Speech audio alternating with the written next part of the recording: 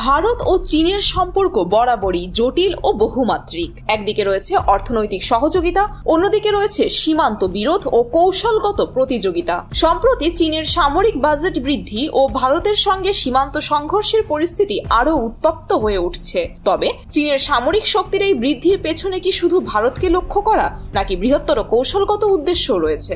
ভারতের প্রতিরক্ষা বাজেটের প্রায় 3 গুণ বরাদ্দ করেছে চীন। 2025 সালের জন্য দেশটির প্রতিরক্ষা বাজেট 7.2% বৃদ্ধি পেয়ে দাঁড়িয়েছে $245 বিলিয়ন, যেখানে ভারতের প্রতিরক্ষা বাজেট $79 বিলিয়ন।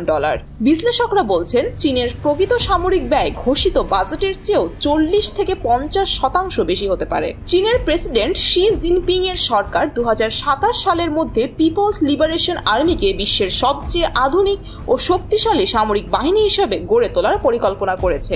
নতুন বাজেটে স্থল, নৌ, আকাশ, পরমাণু, মহাকাশ ও সাইবার নিরাপত্তায় ব্যাপক উন্নয়নের প্রতিশ্রুতি দেওয়া হয়েছে।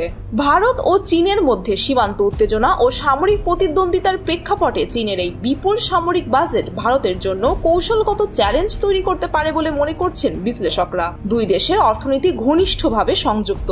চীন ভারতের অন্যতম বৃহৎ বাণিজ্যিক অংশীদার হলেও 2020 সালে লাদাখ সীমান্তে সংঘর্ষের পর ভারত চীনের বেশ কিছু অ্যাপ নিষিদ্ধ করে এবং চীনা বিনিয়োগের ওপর কড়াকড়ি আরোপ করে। তবে সাম্প্রতিক সময়ে বাণিজ্য পুনরুদ্ধারের লক্ষ্যে আলোচনা চলছে। আন্তর্জাতিক অঙ্গনে ভারত ও চীন একে অপরের প্রতিদ্বন্দ্বী হিসেবে আবির্ভূত হয়েছে।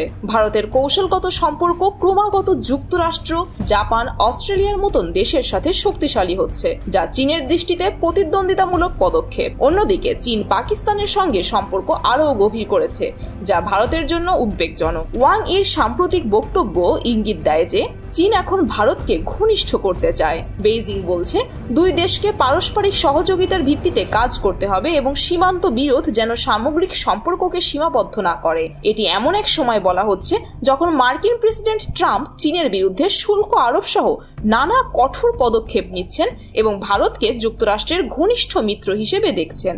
চীন কৃত্রিম বুদ্ধিমত্তা, ড্রোন প্রযুক্তি, মহাকাশ যুদ্ধ ও পরমাণু অস্ত্র সক্ষমতা বাড়ানোর দিকে বিশেষ জোর দিচ্ছে। চীনের সামরিক নীতির মূল লক্ষ্য ভারতকে দমানো নয়, বরং যুক্তরাষ্ট্রের আধিপত্য চ্যালেঞ্জ করা, তাইওয়ানের ওপর নিয়ন্ত্রণ প্রতিষ্ঠা করা, দক্ষিণ চীন সাগরে আধিপত্য বজায় রাখা ও প্রযুক্তিগত সামরিক শ্রেষ্ঠত্ব অর্জন করা। চীন ও যুক্তরাষ্ট্রের সামরিক উত্তেজনা এবং প্রতিযোগিতা ভবিষ্যতে এশিয়া ও আন্তর্জাতিক রাজনীতিতে বড় ধরনের প্রভাব ফেলতে পারে বলে মনে করছেন বিশ্লেষকরা।